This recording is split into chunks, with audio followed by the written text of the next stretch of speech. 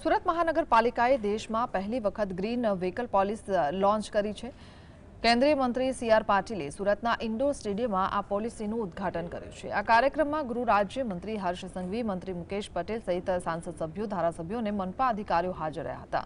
સફાઈ કર્મચારીઓ માટે 10 કરોડ રૂપિયાનું ફંડ ઊભું કરાયું છે, જેના દ્વારા લગ્ન, મકાન અને ઇલેક્ટ્રિક વાહનો માટે વગર વ્યાજે 10,000 રૂપિયા સુધીની લોન મળશે। ઉચ્ચ શિક્ષણ માટે પણ ખાસ રકમ આપવામાં આવશે।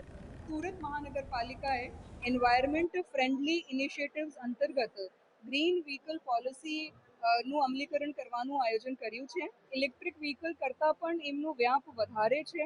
સુરત શહેર આજે સમગ્ર ભારત દેશમાં ઇલેક્ટ્રિક વ્હીકલ્સનું હબ બની ગયું છે, પણ હવે ગ્રીન અને ક્લીન ફ્યુલ આધારિત વ્હીકલ્સ, 2 વ્હીલર્સ, 3 વ્હીલર્સ, 4 વ્હીલર્સ, બसेस અને ફ્રેટ જો વ્હીકલ્સ છે એમાં પણ સુરત શહેર સમગ્ર ભારત દેશમાં લીડ લે એ હેતુથી આ ગ્રીન વ્હીકલ પોલિસી લોન્ચ કરવામાં આવી છે।